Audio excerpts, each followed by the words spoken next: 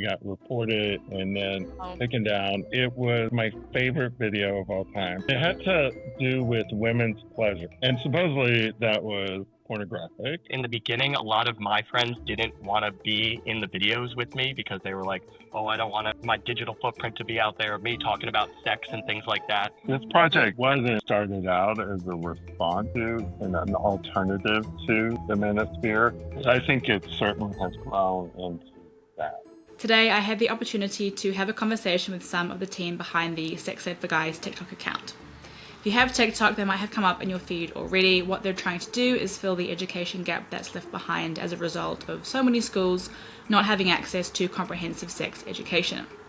So they're doing some really great, really important work, and I was joined today by Chris and Connor, two Colby College students who are on the Sex Ed for Guys team, as well as the professor behind the project, Adam Howard. Let's get into the episode. Thank you so much for joining me on the Sex and Space podcast. We've got the team here behind Sex Ed for Guys. So what I'll do is I'll get each of you to just introduce yourselves, please. So maybe Adam, if you want to kick us off. Yeah, I'm Adam Howard. I'm a professor of education and chair of the education department at Colby College. Related to the podcast, my research kind of focuses on elites and elite schooling. So we'll talk about how that came to be the TikTok. Perfect. Sure. I'm Christopher Machin. I'm a junior here at Colby. I'm a double government and education major, and I'm on the men's lacrosse team here. I got involved with the project this semester. Adam is my advisor. I've taken a lot of classes with him throughout my time at Colby. Gotten really close with him, and he asked me if I wanted to be a part of it, knew how successful it's been in the past, and jumped right on, and here we are. Cool. And my name's Connor Minehan. I'm a senior at Colby. I am educational studies and American studies double major and an economics minor in terms of my course load. And I've been on the project for about 2.5 years now, so I've seen it through lots of different iterations, sort of helping our students come up with ideas to post on the TikTok account, sort of the approach that we're taking to the videos that we're creating, as well as helping Adam with some other research that sort of informs the decisions we make about like the type of stuff we post and things like that. Cool. And Connor is about 3 weeks away from graduation. Yeah. Amazing. Bachelor's degree. Exciting. Congrats. Thank you. So for any of our listeners who are tuning in and haven't heard of what you guys are up to with Sex Ed for Guys, would you mind just running them through what that project is? Yeah. So it's a project that that grew out of a research project on elite boys' schools. We had interviewed recent alums about what their experiences were at these schools. And one of the things that we discovered through that research is that they received absolutely zero sex education during their time at the school. Of course, that's problematic on multiple levels. These schools have higher rates of sexual violence and other things than other schools across the United States and pretty much elsewhere as well. So the project, first the topic of the project began with that, like, what do we want to do about it? And from the beginning of the research, I had worked with young men and young men who had similar kind of backgrounds, like Connor, went to a elite boys' school or high school. And so I involved mostly young men in the project as we were doing the research and so forth. So I threw it at them like, how in the world, I'm going to write a book, I'm going to write research articles, I'm going to do all that, I'm going to do my thing. But like, how can we get the word out, disseminate, kind of do something with our research? So they brought up, starting a TikTok account and specifically focusing it on addressing the need that we had identified in our research of providing sex ed.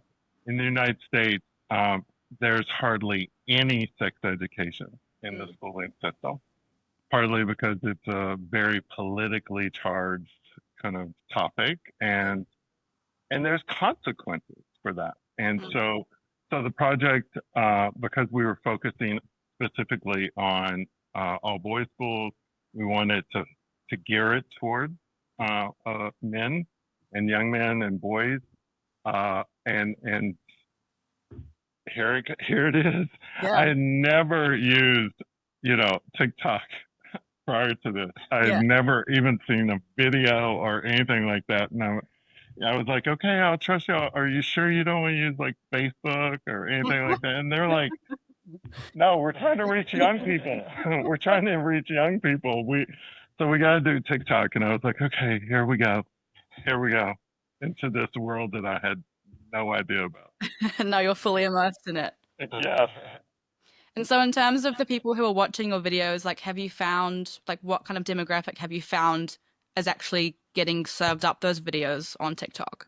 Well, that's been the most exciting thing, is because we were trying to target particular kind of young people through our project. That's why we didn't use other social media platforms. And so the demographic is exactly where we want it to be. It's about 65% male, identify as male, and then the rest female and non-binary and other genders. But so that's one. And then the most exciting thing is that our demographic, the vast majority of our viewers and so forth are from age 15 to like 24, 25, which is about, 80% of our kind of viewership and our followers are exactly what we want. And the other kind of exciting thing, not that we want only those in the US to look at, but a large percentage of our viewers and followers are from the United States, which, from my view, I know sex ed is needed elsewhere as well, but it is certainly needed in the United States. Yeah.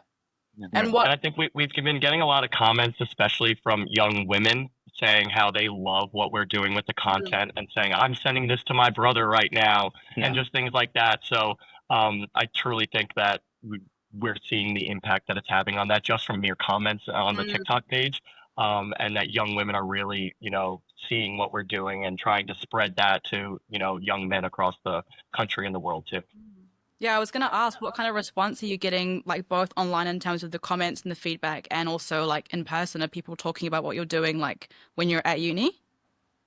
Yeah, absolutely. I think the response that we've gotten when you look through the TikTok account has been incredible.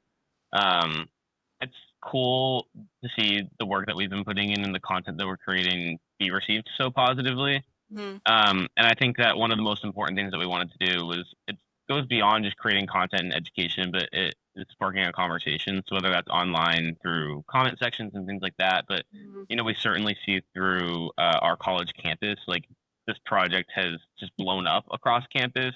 It's a pretty common topic of conversation, which I think is a really positive thing. These are things that are really important to all of us, and it's based on research. It's backed up. How important it is to discuss these topics and to sort of break down traditional masculinity. And I think one really cool thing about this project too, and as it relates to like especially college students and going through lots of life changes, is thinking about sexual education beyond traditional sort of sexual education, thinking about it in terms of how you're forming masculinity and relationships and things like that. It's a really comprehensive model that we're using. And so I think that that's really been a thing that sparks important conversations on our campus, is thinking about like what is a man and how can people embody that on campus, and how can we be more inclusive with that definition. And so those types of conversations are ones that I've had with students at my college, and they've sort of stemmed from that TikTok account and people asking me questions, knowing that I'm involved with it and things like that. It's been a really positive force, I would say, for us here on the college campus, but also just things I've seen online as well. A lot of times, I'm sorry. A lot of times we will make kind of decisions about what to specifically kind of address in our TikTok based on kind of what the comments are kind of saying, what the people kind of are curious about, what questions they have. And so we're like, okay, instead of individually kind of addressing those comments, we try to kind of take that in our discussions about what the content that we're going to start addressing. Yeah, I was going to ask actually, what's your process like in terms of you're like conceptualizing all of your ideas and then filming them, and like, so what does your process look like? Yeah, let me talk about the ideas, but then I'll have Chris talk about the actual kind of doing it. At the very beginning, we developed a comprehensive sex ed kind of curriculum and identified, I think, about 75, 80 different topics and provided research about it and how you go about addressing these things and so forth. But that's a curriculum, and so then translating that into TikTok accounts is like completely a different kind of process. But that original content and the things that we've identified, it's grown. Partly, one of the topics, to give you an example, that we kind of identified in the comments of like, about the reasons why you have sex. And that wasn't originally part of the curriculum and so forth. Mm-hmm. And so there's a concept called sexual project. Like, what is your sexual project? And just introducing that language to young people, and they thought it was kind of weird initially. Like, what do you mean? I have sex to have fun or get off or whatever it is. No. Why do you have sex? And then what? Is the reasons you have sex the same, you think, as other people's kind of sexual projects, and begin to kind of enter into that topic and that focus all grew out of like the engagement that young people were having with us on the content that we were doing. So we started out with something, but we're always trying to kind of develop it and evolve it. But then we take that and yeah, so then so we have that whole comprehensive list, and then working off that plus the comments and general TikTok trends that we see, then we're going to create our videos. So like, I'm sure you've seen the what's up with that video. That's definitely a huge TikTok trend. Took that over and then was able to mold it kind of here. We did one about relationship anxiety to the anxiety dance that was all over TikTok for a couple months. So really trying to fit in with the algorithm, but also using the content that we have to be able to expand it as much as we can. So I think Adam's really great to give us autonomy in creating the videos, doing what we want to do. So we create them, send it to him, he gives us the approval, and then we post it to the account, see what the comments are, what the feedback is, and then we'll usually base our next TikTok off the feedback that we get from that. Okay. And have you had any issues in terms of like being shadow banned or the TikTok algorithm not responding? Yeah. Okay. Tell me about that. So the first time that we did it, and I'm so sad because it was like my favorite video of all time that no one gets to see. But literally it got 800, 900,000 views before it was taken down, like within a 24-hour period. Wow. And it had to do with women's pleasure, of course. I mean, and so that would be the thing that would be banned. But, it was a response to kind of these new reports that had come out that like men know nothing about women's pleasure, and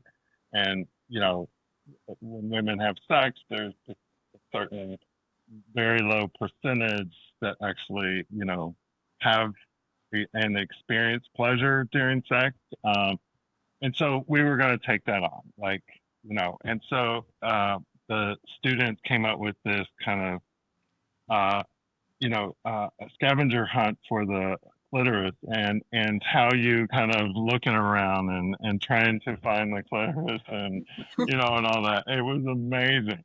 And then they showed this kind of, visual about where you can locate it and, and all of that. And supposedly that was pornographic and we got reported and then taken down. And then we were shadow banned for like 2 months. I mean, just too much. So, and we tried to do everything. We challenged it. Mm. And then we made the mistake of like, okay, we'll just get rid of the image. But like the first part was really, really good. Them going around trying to find it. And then, so then we got shadow banned again. Like, Oh no. just like when we got right off and so forth. So, we've learned. Now we've been doing this since 2022. It's kind of tough. We are sex ed for guys. I mean, it's in our title, but we can't mention the word sex. Yeah. We can't, mention certain kind of things. So we've learned how to do that and learn how to kind of avoid it. But it really kind of limits us in some ways. Like it literally, we've gotten shadow banned 3 times, and I think it's a conspiracy. I mean, I'm not a conspiracy. It's not to be notified about. Yeah, it. and you're never notified No. any of that. But it's always about women's pleasure. I am not joking. Interesting. It is always like when we're trying to kind of take on that incredibly important topic, and male entitlement that's associated with that and so forth. When we tried to take that on, then It doesn't. Anyway, and so we found ways around it. But, Yeah. It's a bit of a dance, really, isn't it? Trying to create this content that's so important and so needed, but the algorithm and the way that they've structured these platforms just tries to keep those subjects contained and off constantly. Yeah. And sometimes, like, one video will get through and you'll use somewhat similar content in another one, and that will get shadow banned. So Yeah. you really don't understand what's behind it. Yeah, it seems like there's no kind of logic No, from like definitely not. video to video. So if that was one of your favorite videos, Adam, maybe Chris and Connor, if you could tell us about like some of your favorite videos that you guys have put out on the channel. Yeah, I could start. I think I would think back to a lot of the videos that we made back when I was originally starting the project, like back in 2022. The one that comes to mind for me was a video that we did that was sort of breaking down traditional like relationship roles for men, and especially thinking about like queer relationships and homophobia and things like that. And so there was a video where we had like 2 guys like walking through the athletic center that we have here at Colby holding hands, and then someone sort of makes a face, and then their friend goes up to them and starts a dialogue about like, why were you making that face and things like that. And so I think that was really important for so many reasons. I think I was thinking a lot when I watched that video about that's one of the only videos that we've done where we've really had like our like straight guys that run our account take on that role and do something like that. And I think that in and of itself is really brave in the digital world that we live in and the cultural world that we live in.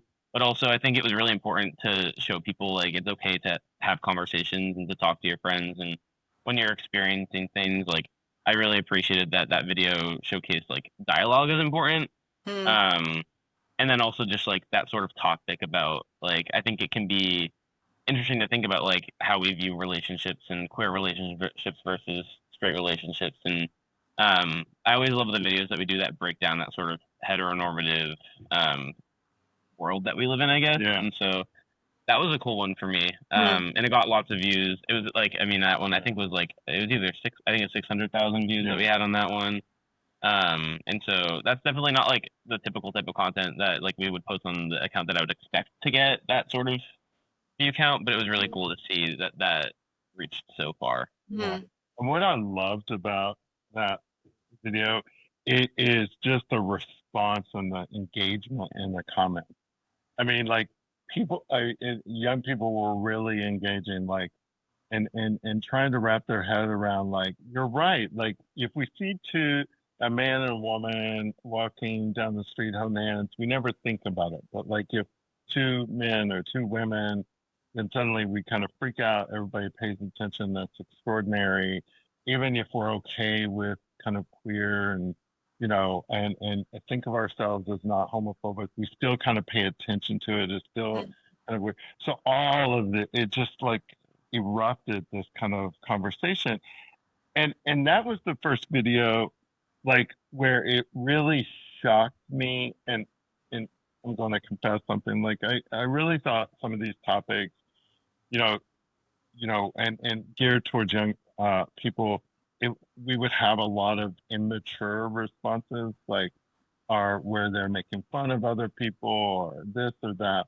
I mean, of course, we have a little bit of that, but it that is not the majority. I mean, the majority is this kind of like, oh, and then trying to wrap their head around it and wanting to know more. Which, as education, that's what we try. Fantastic. Yeah, I think for me, some of the videos that before I was on the account and then when I came to the account, the workout videos, like your respecting women workout video, and I don't know if you've seen, we changed it to like respecting your partner workouts this year, Okay.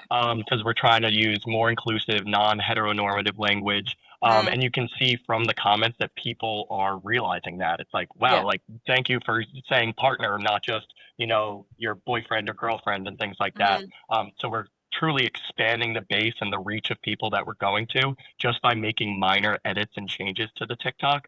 And I also think it's great that we have so many athletes here at Colby doing this project. And, I had a lot of my friends who aren't a part of the project get involved with the workout videos. I had my strength coach at, one of my lacrosse lifts do it. So really awesome to be able to bring in, all the athletes to be able to do a video like this and then, have the reach of, 120,000 people to be able to just expand that content too. Have you noticed it like shifting conversations in your own lives, like since you've started working on this project? Yeah, I'd say so. I think, well, a lot of people have found out about the account not knowing that I was on it and then being like, oh my God, you're a part of this account? Like I see Sex Ed for Guys pop up on my TikTok all the time. And that kind of starts the conversation, especially after the Rolling Stone article, like outside of Colby. I think more people learned about it or knew like our relationship to the actual project and what it was about. And it started that conversation. But I also think being in it in the beginning, a lot of my friends didn't want to be in the videos with me because they were like, oh, I don't want to, my digital footprint to be out there, me talking about sex and things like that. And I think just showing that, no, this is a good thing to talk about. It's something that everybody needs to know and that it's not a political issue or you're going to be on one side or the other, and that it just needs to be said. And that especially athletes at a small school like this who have so much social capital to be able to expand and show everybody and be those leaders on campus. I think it's even more important that they're the ones leading this cause. Yeah.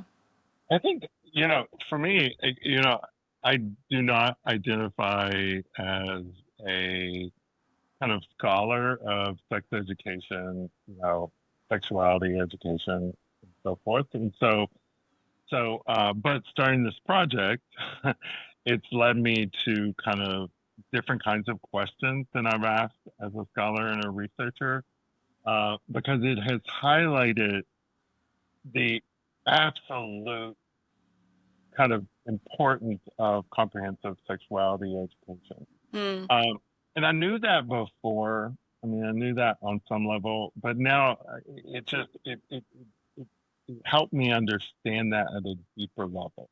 Okay. And then what are ways in which, we can, in one of the states in the United States just passed this kind of, Chris and I were talking about this, just passed this kind of law or whatever, where they got rid of all kind of mentions of consent in sex. Yeah, in K through 12 public schooling. So we're like moving in the wrong direction, which is not surprising in the rest of the world. So just the importance of it, and then how do we kind of engage in this work, and how can we advance this work? And so I can't believe it, but I think studying elites and elite education for like 25 years, and now I'm starting to ask different kinds of questions because this account has really highlighted just how important this topic is. Yeah, I guess the only thing that I would add is like I think that like the account itself is making conversations like this just more accessible and easier. Um, Especially on our college campus and like in my personal interactions with people. Um, and that's one of the goals of the project is to promote a topic in this way where easier to just like spark a conversation about it. Because it's existing in the social world that we're living in on social media. People can be like, oh, I saw this video, or like, oh, I saw you do this project. And it creates like an easier point to access to start conversations about sex ed and about like the role of our account as opposed to if it didn't exist. I think if nothing else, what I've seen is that it like is sparking those conversations in the first place. And I've noticed that like many of which weren't happening in my life before my involvement with this account. Okay. And so I think that's been important for me is like these are conversations happening and they weren't happening before my involvement with the account. Or if they were happening in many ways in the manosphere in very toxic. Right. This project, wasn't started out as a response to and an alternative to the manosphere. But I think it certainly has grown into that. I think that's and we're very aware of that and intentional about that. Because of what young men and young people are kind of inundated with these messages about what it means to be a man, and it's just these very horrible kind of messaging about women and so forth. That we're offering kind of an alternative to that. Yeah. Alternative to that, and we're gonna lean in to that even more as the project progresses, because again, it was about like, oh no, they're not getting any kind of success, so let's address this. But then our project has bigger than that. Hi, we wanted to quickly ask you if you could please subscribe to Sex in Space. Every click of that button helps us to keep doing the work that we do and bring you more great podcast episodes like this one. Don't just listen, commit, subscribe, and stay in our orbit. And so thinking forward, like to the future, like where are you hoping that this Sex Ed for Guys project kind of heads to, or like what are you hoping to see it achieve in the future? Yeah, that's a great question. I think it is that kind of where we become even a more powerful force and voice in offering that alternative to the manosphere, and as a way to think differently about masculinity in particular, and what does positive forms of masculinity actually look like, and trying to move the kind of purpose of like it's really cool to have embody these positive forms of masculinity. You don't have to see what you're hearing from these other people as a way to kind of demand that you can actually have different versions and find your own version in a very positive and nurturing and empowering way. And I think that's where our project is headed, for certain, because we're at a moment where that's most needed, and that's become more kind of more at the part of our thinking. Yeah.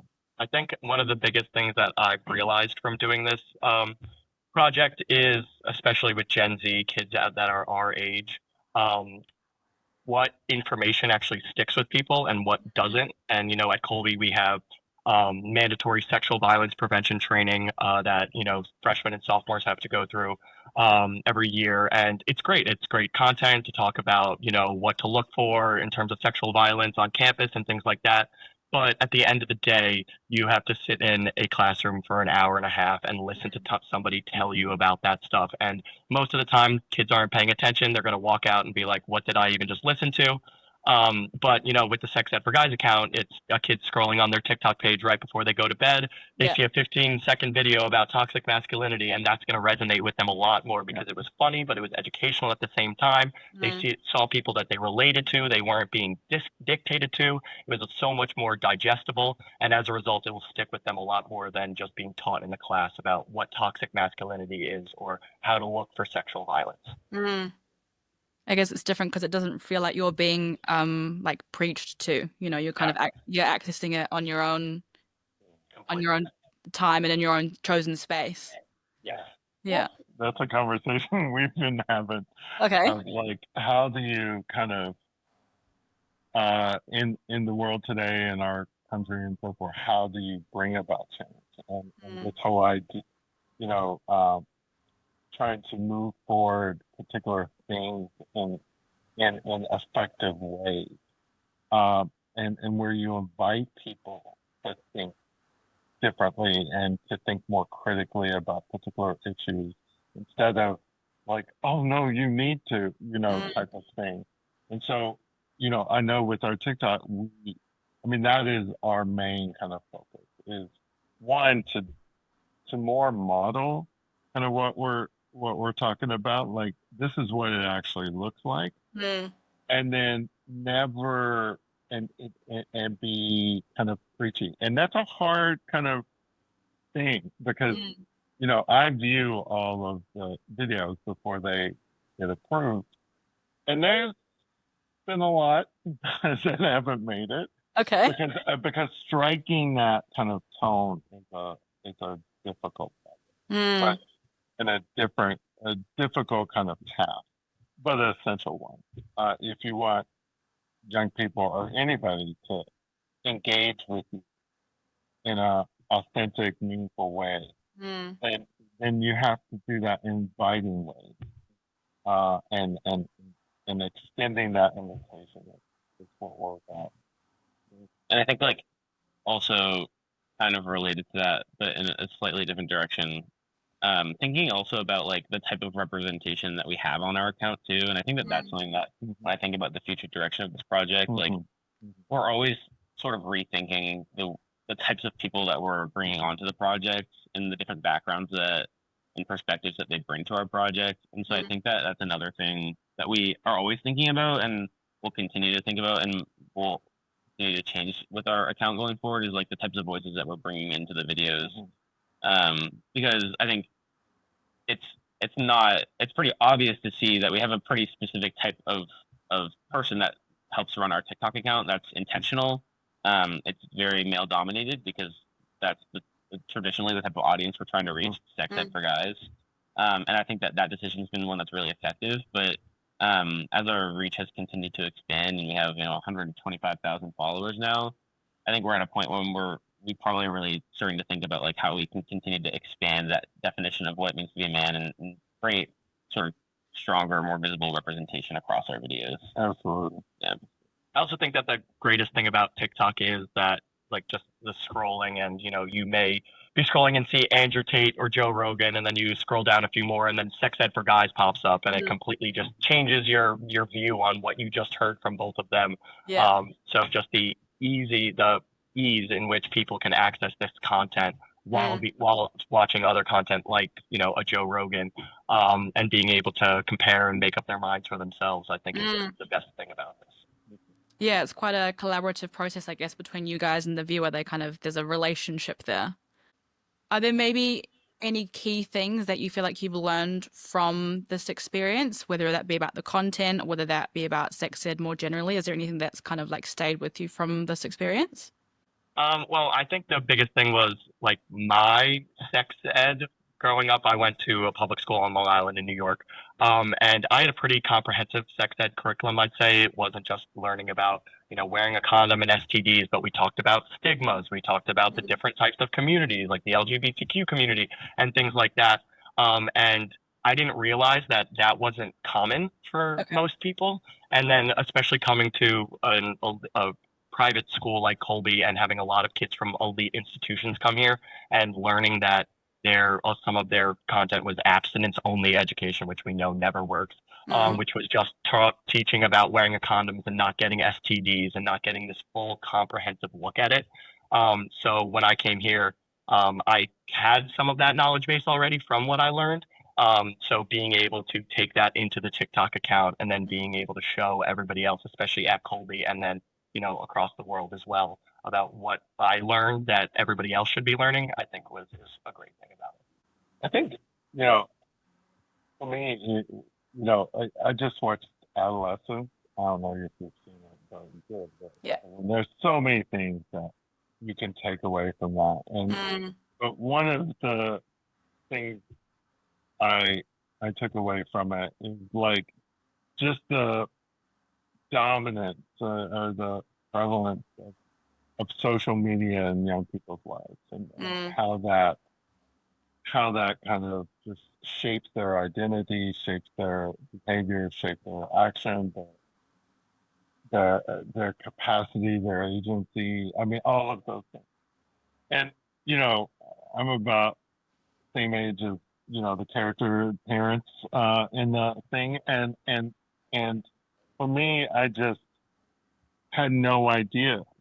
I just when I use social media, it's with my family members to share like pictures of me and my husband, or the trip and this and that, and it's just like it doesn't have this kind of just presence in my life. It's a constant presence in my life that I have learned and just kind of realized through this project. And when I was watching that, I thought about the TikTok account a lot, because I was I just kind of saying, yeah, like I knew a little more than I would have known about what's going on in young people's lives and the pressures and what actually red pill meant, and and all of this other stuff. In part because I've been involved in this project, and I think that's an important kind of. I think we older generations and parents and adult people and teachers, and we need to have a better understanding of that as the role social media is playing in young people's lives, and ways in which we can kind of positively influence that. Yeah. And have that a healthier kind of experience for them than all of the unhealthiness, toxic kind of components of that work. And kind of just in terms of thinking, because you're obviously graduating soon, so is this a project that you'll keep like ties to when you're finished at college, or what's your intentions with that? Yeah, I hope so. I mean, the interesting thing about this project, we've talked a ton about the Sex Ed for Guys TikTok account. There's a lot of things that go on behind the scenes with this project as well that go far beyond the account. So we are producing scholarly work. Adam's publishing a book soon. Yeah. And so there's lots of work that's been going on behind the scenes. So that's been a really cool part of my experience, the research project. That's work that we're sort of wrapping up this year as I graduate. But I really do hope to stay connected to this project as much as possible as I sort of exit our college and enter into the world, because I do think that it has just been such a powerful force in like my Colby experience and my experience here at my college, and so I hope that and I think that that's sort of been true of like a lot of people that have sort of gone through this project and have worked on the project. They continue to stay engaged. I think that's like one of the cool things about the project is the ability to stay engaged in it because it's accessible. Like it's hard sometimes to stay engaged with things on your campus or with research because it's all kind of on campus, but these are things that you can continue to interact with and promote. And so I would say that's definitely something that I look forward to doing as I move on to the next chapter. One of the things I do as a professor is that I co-author kind of scholarly articles with my students, undergrad students, which doesn't always happen. But I find it incredibly rewarding experience, and and oftentimes, like Connor and I are co-authoring an article together, and he's offering these perspectives that I just, that's just bringing a lot to the project. And so some of the folks that are in these TikTok videos are also publishing with me scholarly articles and that kind of work. And so there really is that kind of. So he's not. We're gonna be in touch because he and I, we got to finish up this article we've been working on for a while, and and stuff like that. And former students are very interested because they've given a lot to this project, and they want to see how it develops and what's happening with it. And the wonderful thing as a professor is for students to find that meaning, that level of meaning in the work and their learning process. I think too, like just touching on some of the things you were talking about there too. I always like to tell people that ask me about the project, like there is so much integration between the research that happens and then also the account and the videos that we're posting. So I think that sometimes, I mean, we've already talked a little about that comprehensive sex ed manual sort of guide that we made, but we also integrate a lot of the individual research that we do into the project and into that account and the sort of content that we create and promote. And so I think that's important to shout out too, just because I think a lot of people, oftentimes the impression is like, we're just creating these random videos that like cover topics that like maybe someone commented or maybe we just thought up of off the dome. That's not really what's happening here. There's a lot of work that goes into like the selection of our concepts, and a lot of that is backed by pretty significant research, oftentimes years of research that we've been doing. And so I always think that I like to shout that out too, just because I think that there's an added layer to the type of content that we're creating. It's a lot deeper than just following a trend and picking a topic. And I think that really adds a lot of value to the type of content we're producing, and I think that shows in the reception that we've gotten from the public. We wouldn't have the following we do right now without the research. Yeah. And I think one of the biggest misunderstandings is because we don't have very polished videos. I mean, we don't have the lighting and all that Digital media team. and I think but we're doing that very, very purposefully.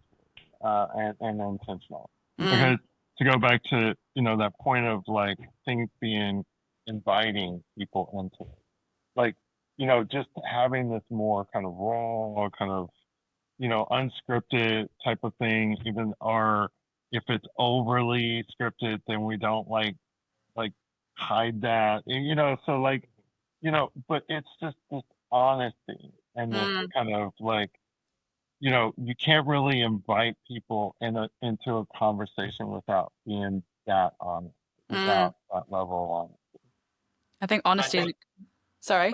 I think the greatest thing behind it is there's no political agenda behind it, and so like people can try to say like, oh, you're taking a stance on one side or the other, and it's like, no, these are things that all men, all women, everybody across the world should know. So even when people try to like put us in a box saying, you're super far this way or that way, it's like, no, this is something that is important that everybody should know. And if they know it, then we think that we can change the world and make it a better place and reduce a lot of this toxic masculinity, a lot of sexual violence and assault. So just being able to do that, it's been great for us. And the fact that we do that, it is a political kind of project in itself, that we're trying to kind of address those things without being kind of political in a politically divided world.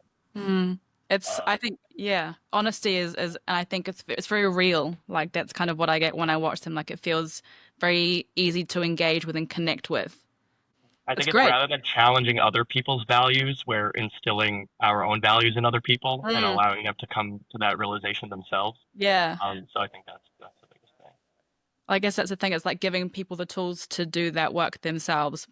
And It's great. It's fantastic. It's fantastic work. And just before we wrap up, is there anything I haven't touched on that you would want to share with our listeners, or things that you want people to know about what you're doing?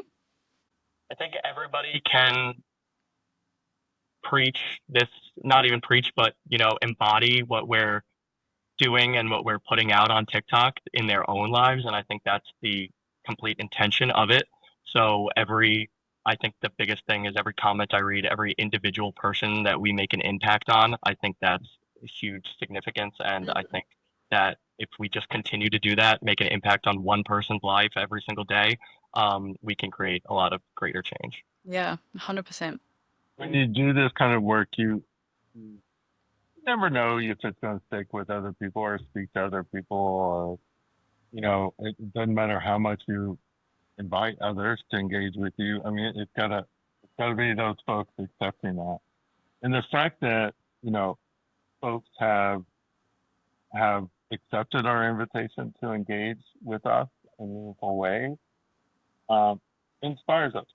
And so to kind of do better and to kind of take the conversation to even a higher level and dig into some of the topics that we've talked about in the past, even maybe in different ways and so forth. So that's what I'm looking forward to.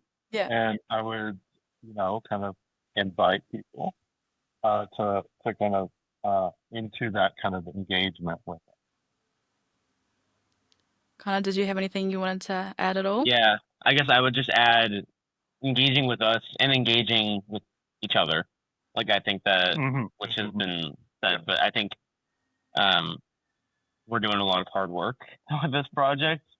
But there's a lot of work that needs to be done by a lot of people. And so I think it's important to sort of take that role as well for people that feel really passionate and that sort of watch our videos and really sort of feel aligned with our messaging and the types of things that we're promoting, and feel a strong connection there. Like, take that into your daily lives and take that into conversations you have with your friends or things like that, and call people out for things when you see it, like we do in our videos.